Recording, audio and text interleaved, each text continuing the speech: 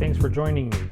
Let's talk about Capital with an O. This is a game from 2001, designed by Alan Moon and Aaron Weissblum, and it was published by Schmidt. I think it maybe only had a German edition.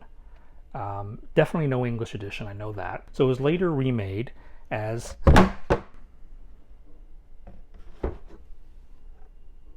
Skyline 3000. This is from Z-Man, and this one only had an English edition. It's for 2 to 4 players. It's an area majority game. 2 players would be as fine as any area majority game would be as a 2-player game, so 3 and 4 players are both good. It's a bit of a long game.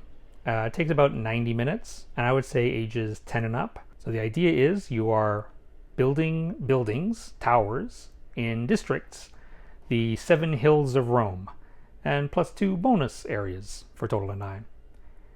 And you're building towers, and you'll get points for first and second. Cards are double use. In each of the 4 rounds, there's 2 halves to it. Then you score, then you get more cards. And in the first half, you're playing cards for their action, the action that's shown on them. Whether it's getting floors, or and starting your buildings, or adding to existing buildings, or finishing buildings by putting a roof on them, or placing a finished building onto the board. Every time your turn comes around, you can play a card for its action to do one of those 3 things. But once you're out, you're out. And a player who has more cards is able to stay in longer and potentially do more and can respond to what you've done. But you'll want to not use all your cards, because in the second half of a round is the auction phase, which you'll be auctioning things to add to the districts to increase their value, increase their worth for the players who finish first and second, only first and second, which makes a 4-player game very brutal. And so you'll want to keep cards for the auction. So you'll have this big hand of cards, and you're doing actions, that's great. But do you spend all your cards now? Because you're not going to have anything for the auction. Or do you drop out, knowing that other players will be able to respond to you? If you took the lead and then drop out, well, somebody else could just take the lead right back if they stay in. But they have to use cards, and that's cards they don't have for the auction. Let me show you how it plays. I'll use Skyline 3000 because that's the more recent edition. Afterwards, I will talk about its Geminis. Geminius. That.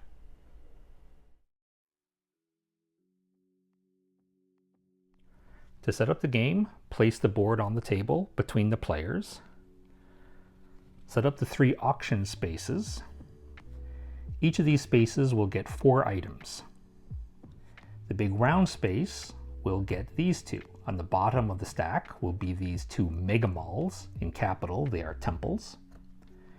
And then on top of that, the 2 spaceports, which in capital I believe are amphitheaters. In addition, there are green spaces, parks. Each of these 2 auction spaces gets a stack of 4. Some parks are pre-printed on the board. In Skyline 3000, you'll have extra tokens you can put on there as part of setup. Parks increase the value of a block. We will call this a block, and the 3 blocks of the same color form a district. That's the terminology they use in Skyline 3000. Each player gets all the roofs of a single color. There are round roofs and pointy roofs. In Skyline 3000, you're also going to get a small player board, which has space for the buildings, along with a player aid on the bottom, 5 billboards, and a score marker which starts on the 5. You're going to have a big pile of wooden blocks, floors, stories. I don't want to call them blocks because I just said this is a block. Each player gets 6 arranged in 2 piles of 2 and 2 piles of 1. And on top of each of these, you are going to place a roof. 1 round and 1 pointy on each size. These buildings are considered complete. You will be getting new stories, new floors, putting them on these spaces, starting new buildings. These buildings are incomplete. While a building is incomplete, you can still add stories to it. Once you add a roof, the building is complete. And only when a building is complete may it be added to the board. Each player also gets a stop card, which they'll put into their hand of cards, which I'm about to give right now. There are 3 different types of cards. They all have the same back. These cards allow you to get more stories, more floors. They are all the same except for the number, which is used in the auction phase. Shuffle this deck and give each player 2, but the rest of them face up in a stack. These cards, as action cards, allow you to place a roof on an unfinished building to complete it. Again, they have different values for the auction phase. You're going to shuffle these up, give each player 2, and the rest go in a stack face up. Contract cards, which will show one of the 3 different color of districts. Again, different values. You're going to shuffle these up and give each player 4. And the remaining, you guessed it, go in a face-up pile. Leave space nearby for discards. In this game, the draw piles are face up and the discard piles are face down. It's kind of opposite from a lot of games. Pick a start player. That player gets a start player token. This passes clockwise every round. The game takes place over 4 rounds. At the end of every round, we score every single block. There is no additional end game scoring. After the 4th round scoring, the game is over. Highest score wins. The goal is to get your buildings into the blocks, the districts, preferably the ones that are worth the more points. Only 1st and 2nd place will potentially get points for every single block. 3rd and 4th place get nothing. Parks and later on mega malls, temples, will increase the value of particular blocks. In order to get these blocks, these floors, these stories onto the board, you have to play these cards as actions to construct buildings and then move them onto the board. In the action phase, the construction phase, players take turns playing a card or passing. Once you pass, you are out of this phase. So if you want to stay in, you have to play a card every time. Although you don't have to do the action printed on the card. You can play a card just to stay in the round, just to stay in the phase, at which point the card just gets discarded. So you can play a card and not do the thing. But usually, you will want to do a thing, and there are 3 different types of cards that do 3 different things. Note that the numbers on the card don't matter in this construction phase. If you play this card, you get more stories. This card gets discarded face down, and you get 2 new stories with which to immediately construct new buildings or add to existing buildings. These buildings are finished. You can't add any more stories to those, but you could create 2 new buildings, each of size 1, or, because this is not finished, once you put this down, you can put a second one immediately on top of it. As long as there's no roof on it, it's still incomplete and can still have stories added. But once it gets a roof, the building is complete and cannot have any more stories added to it. That is, in fact, what this card does. On your turn, if you play this card, you get to take one of the 2 types of roofs that you still have in your supply here and place it on one of your incomplete buildings, thus making it complete. And this gets discarded near the same type. Finally, a contract card. A contract card will show one of the 3 colors of districts. Playing this card allows you to move one of your completed buildings into an empty square space in that district. So any of the 3 blocks of that district. Now there are some limitations. In each individual block, the first tower that's built there must always be of size 1. After that point, the only height of buildings that are allowed in a block are buildings that are of the same height as the tallest tower in that block, or exactly 1 higher. So if it looked like this, when a player wanted to build a building in the same block, it would have to be the same size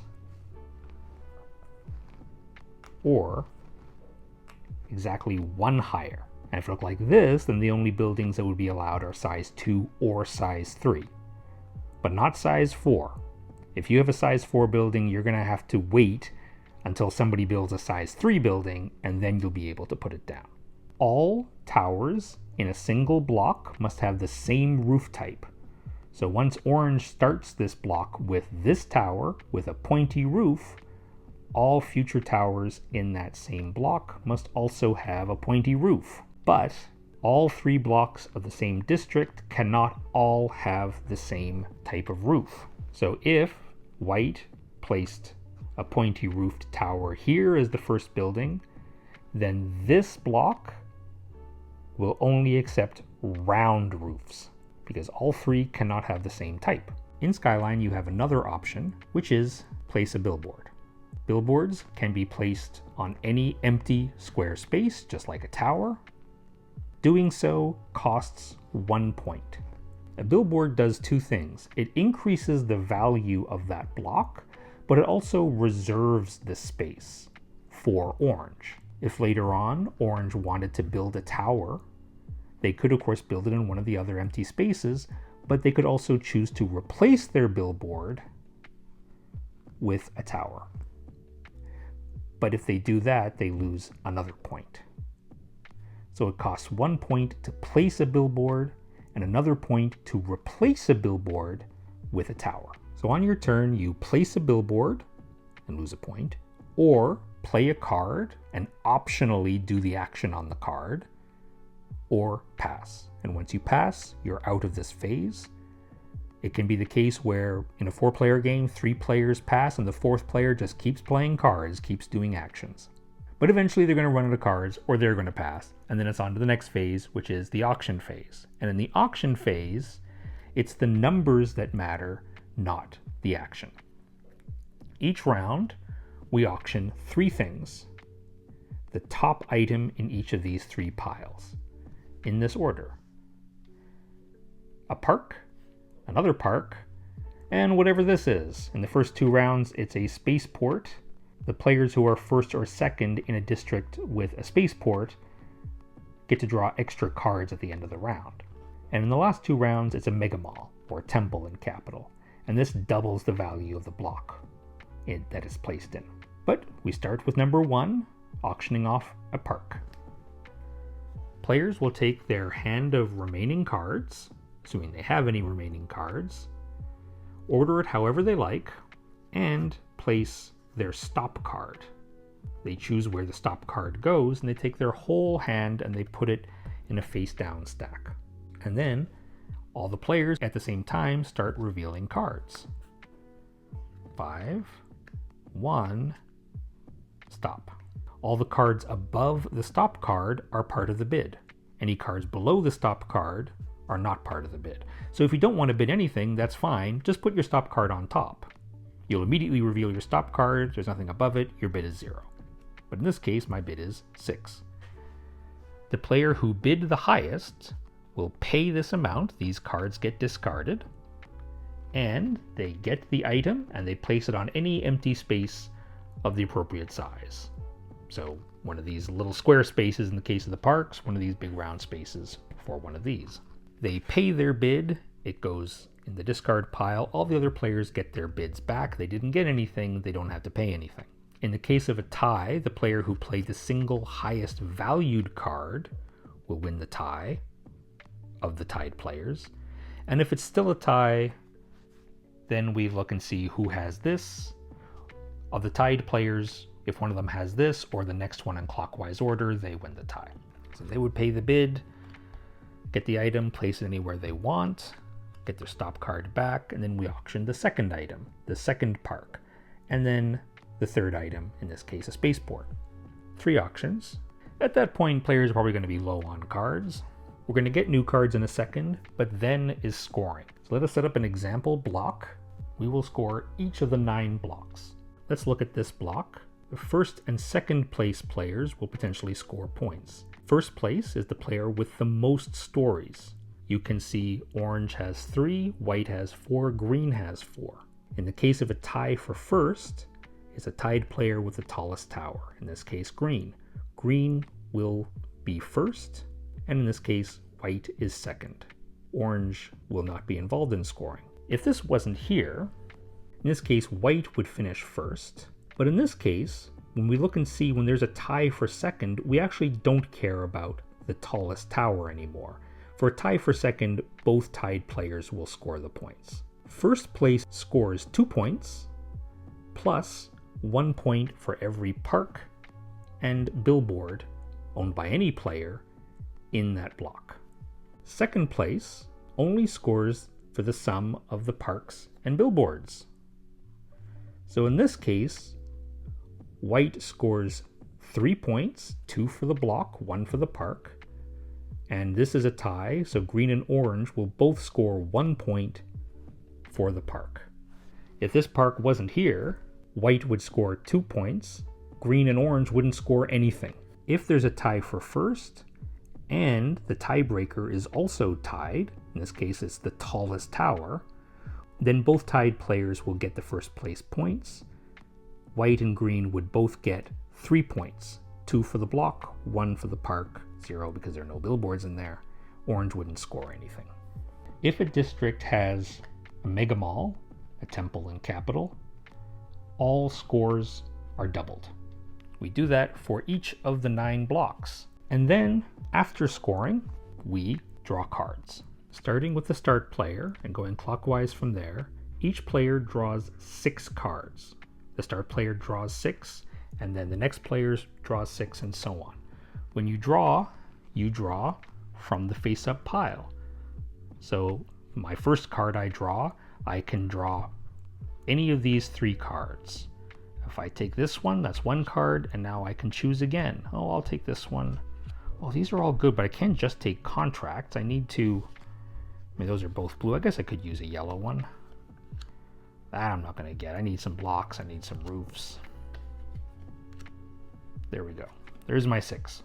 If a pile runs out, then you'll take the discards, and in capital, you would take the deck and simply flip it over.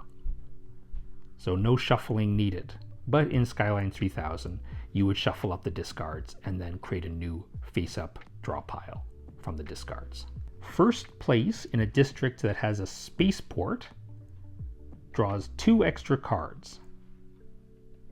A player who is second place in a block with a spaceport draws an extra 1 card. Because there's 2 spaceports, it's possible that if one player is in first place in both of them, they could draw an extra 4 cards on their turn for a total of 10. That's possible. So after each player has drawn 6 cards, and optionally more because of the spaceport, we pass the start player token to the next player in clockwise order, and we start the new round, now with our new hand of cards, starting with the construction phase. Everything that's on the board stays there. Parks, these large buildings, towers, all stay there throughout the course of the whole game. Only the billboards, once a billboard is placed, it can be replaced by the player who owns the billboard with a tower. But otherwise, once things are placed in the districts, they stay there forever. We play 4 rounds. After 4th round scoring, whoever has the most points wins. That's it. You're ready to play Skyline 3000 and Capital. Second gem video in a row that I do an area majority game, and Capital is possibly the tensest area majority game I've ever played, especially at 4 players. And because the scoring is so limited, only first and second place score. And sometimes second place won't even score at all, because first place will score 2 points plus 1 for each fountain. Second place just scores 1 point for each fountain. What if there are no fountains? Then only first place matters. You can't get away from the interaction in this game. You're going to be competing directly with the other players to do as well as possible in as many districts as possible, particularly the high scoring ones. And it's a very reactive game. The amount that you can see makes a huge difference in how you plan. So you can gradually see what your opponents are doing and try to figure out what they're planning to do. And as they do more information develops, right? As their tower gets taller and taller, it becomes more, limited, the number of places that it can go. And then once they put down a roof, that locks in the height. Okay, now I know there are only a certain number of places that it can go. And they put on that roof, which means, again, there are fewer places, again, where that building can go. But while they're building it, you're never 100% sure, right? And there have been times where, like, I would play and I see them building a tower and I'm like, definitely they're going to be competing for that region over there. And I don't have to worry about that because I'm not competing there, so I'm going to leave that alone, right? If they were building here where I am, I'd be worried. But based on what they're building there, I think they're going to be building over there, competing with another player, so I don't have to worry about that. I'll just focus on this. And of course, you can be wrong, and I have been wrong on multiple occasions. You can also see what other players are drawing into their cards. I never remember. It can be a bit of a memory game, right? All draws are face up. So a player will go, I'll take this one. Okay, now I'll take this one. Now I'll take that one. And you can remember. You could, if you worked hard. I honestly cannot be bothered. But so for people who don't like memory, it's true that if somebody who has, good memory will have somewhat of an advantage. But I mean, people who are better at strategy will have another advantage. So, everybody comes with different skill sets, right? There's a progression throughout the game because districts, the regions become more valuable over time. There are some gardens, parks, green spaces that start off on the board. So those will be guaranteed to be worth something, even for second place. And so that's where, the initial jockeying starts. But after every round, 2 more green spaces get added to the board, making, regions that previously only first place would score. But now that there's a fountain or a green space in there, now it's worth something for second. And of course, by the end, you're adding temples or mega malls, which double the value. And that's huge for people who are behind to have a chance because they can compete for the double valued thing. Maybe, there's no hand limit in the game, right? So, if you're not doing well, maybe other players are overbidding. You're not building much on the board early in the game, but you're building that hand of cards. And then when those final buildings come out, the temples / mega malls that double the score, then you have a lot of cards and people won't be able to sort of compete with you to put them where you want them to go. It's only 4 rounds, but because of that progression, each round becomes more and more valuable and the tension just, ratchets up. Such that by the 4th round, or going into the 4th round, it's like, oh man, it all comes down to this, right? You're building some roofs on some buildings, some roofs on other buildings, but you only have a limited number of each. And almost guaranteed by that 4th round, you're going to want to put down a building that has a pointy roof, and you don't have any pointy roofs left. Only the round ones. Happens every time for me.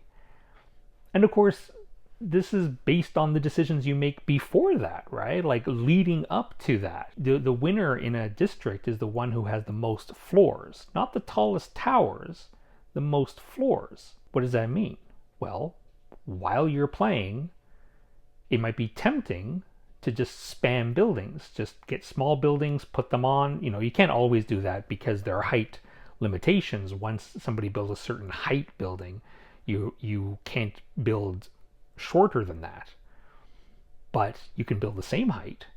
So it might be tempting, if a district is still of size, the height, maximum height is just 2, to put down a bunch of 2-story buildings and win by most floors because you have the most buildings. But what happens? You run out of roofs, at least the roofs that you might need by the end of the round. By that 4th round, you're going to be like, if I could just have one more pointy roof, just one. And I don't. Look at all these round roofs I got. In those last 2 rounds, you have the temples and mega malls, which double the value. That's huge. The first 2 rounds, instead of those, you have the amphitheater, or in this game, it's a spaceport. And it does something that the players who are leading in the blocks that have those buildings draw extra cards at the end of each round. And you look at that and go, that's huge. If one player is first in both regions that have the extra card building, then they could potentially be getting 4 extra cards than the last place player, say, going into a round. And yes, that is big, but there's only so much you can spend cards on, right? You can spend cards, or I should say there's lots of things you can spend cards on, and each one only gives you a slight benefit, right? So you can play an extra card to stay in the round longer, and that's one thing I've done in the game, in which I was drawing lots of extra cards, and I was stalling because I saw another player who was building something, and I really, really wanted them to build before I did because I needed to see where they were building. It made a huge difference, and because I had extra cards, I was able to stall, play one, not do the thing, but I'm still in the round.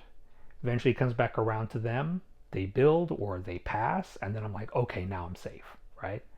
And that is an advantage. And having extra cards for the auctions is good. But there's 3 auctions, right? So there's a lot you can spend cards on, and a lot you'll want to spend cards on. And even if you managed to be drawing 4 extra cards at the end of a round, you're going to want to use them all sorts of different places. And the individual benefit of each single card that you had extra is small. Does that make sense? It can be hard to calculate first and second in each of the blocks. God, terminology is confusing, right? You think the floors are blocks, but no, I mean like an area, a region. You want to count the number of stories in a particular block, a particular region. But if there's a tie, then what's the tiebreaker? Oh, it's tallest building. Is there a second tiebreaker, like second tallest building? No, just share the points at that point. It can be hard to remember the tiebreakers, and I think they're actually different in these 2 games too. In this one, one of the tiebreakers for one of the things is literally just whoever is furthest back on the score track. Whereas this one, I think the same thing is it's in turn order, starting from the start player. Anyway, I find it hard to remember the tiebreakers, but that's probably because I've played both games, right, and mix them up between the 2. You would think after all the cards get discarded and you need to draw more, you would shuffle them. You would shuffle the discards and then put a new draw piles, what you do in almost every game. And you do that in Skyline 3000. You have to do it a lot because there aren't that many cards, unfortunately. So you have to shuffle a lot.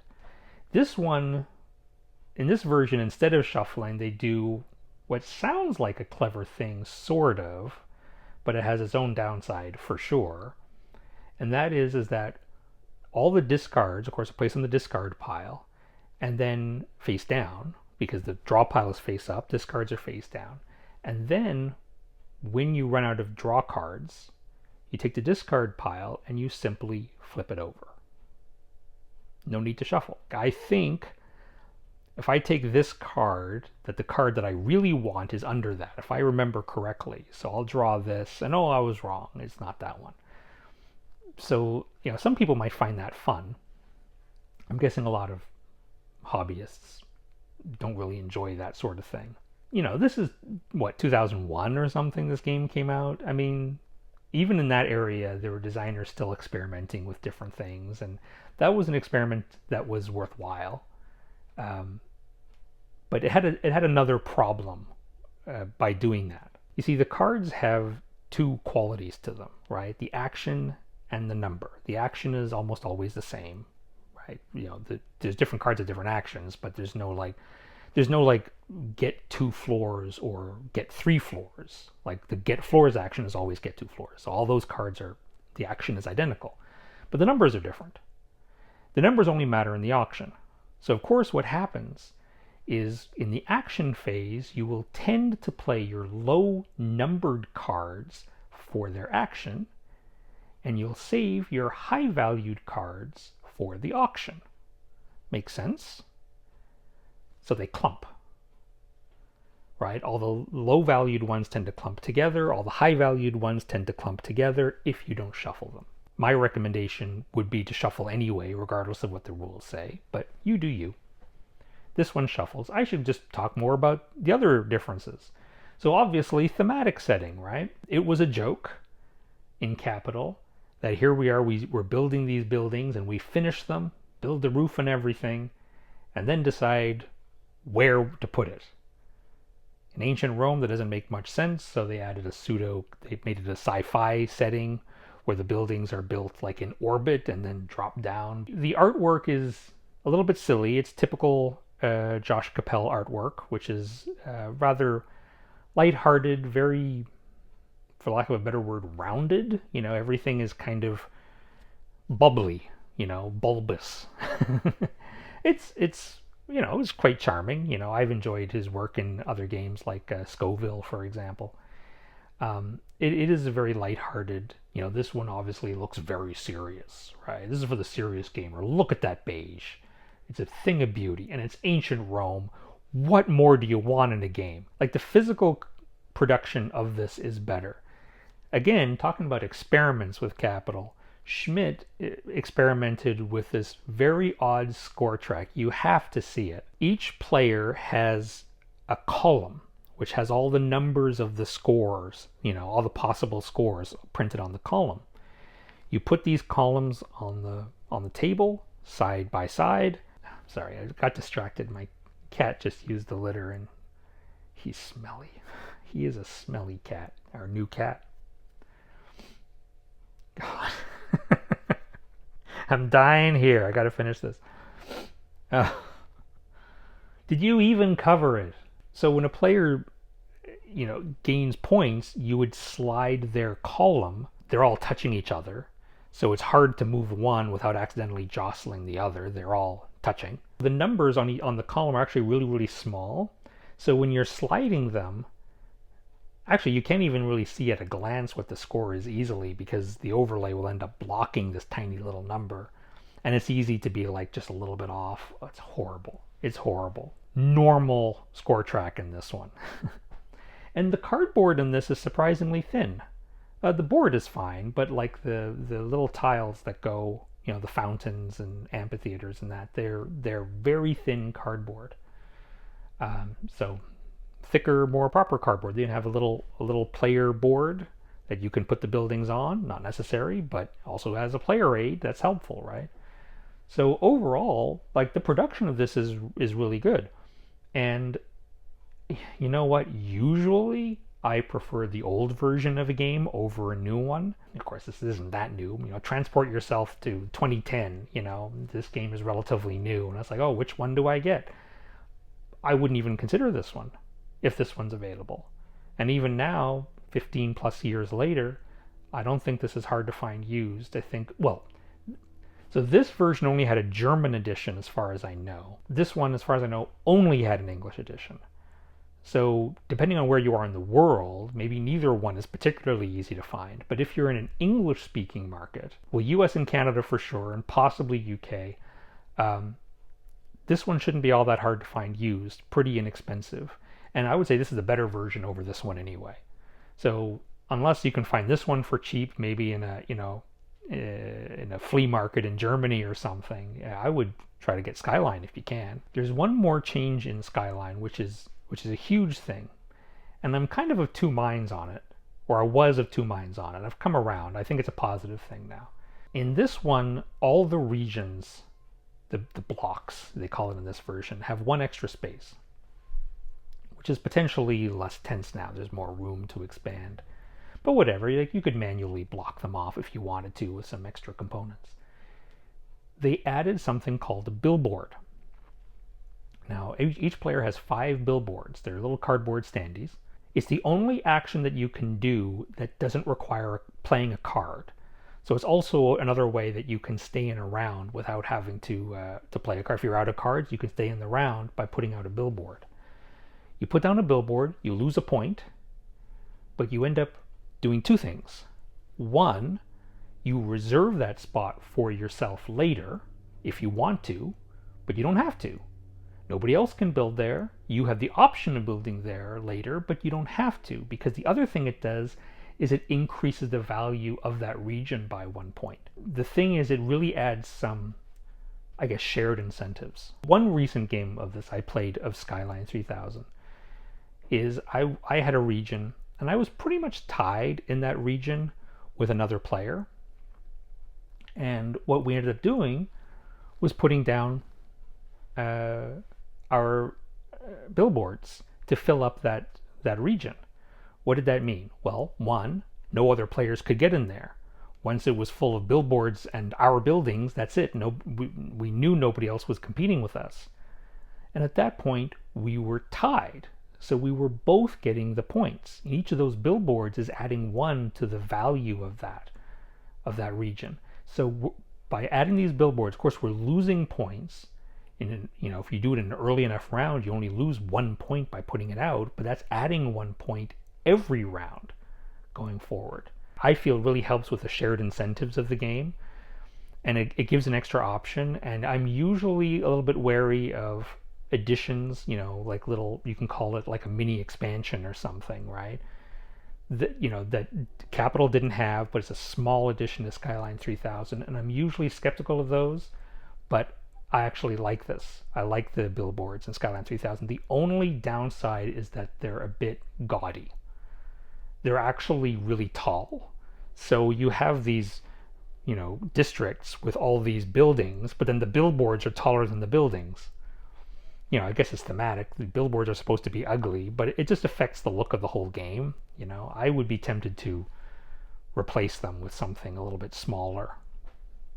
But that's really the only downside I can think of. And you can play Skyline 3000 the old way, just leave the billboards in the box. And in each of the 9 blocks, regions, cover up one of the empty spaces. And you got Capital. Of these 2 editions, I'm keeping Skyline 3000. I'm going to see if anybody local to me wants a copy of Capital. I really like this game because now it got a lot of area majority games, right? Creta/Sardinia, which I covered last time, is also another very tense area majority game, and I like that one a lot too. I like that one.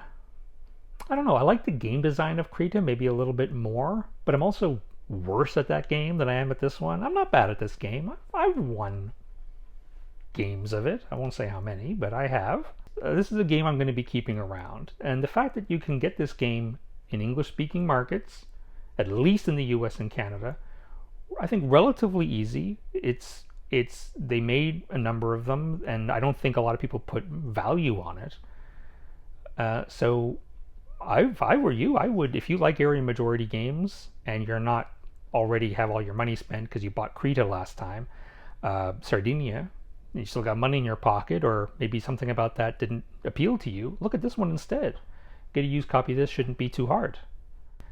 Thank you, awesome person, for watching and liking and subscribing and alerting and patronizing, maybe. It's really great, that older games don't stop being good. So you can get older games and they're still good. That's good. Take care.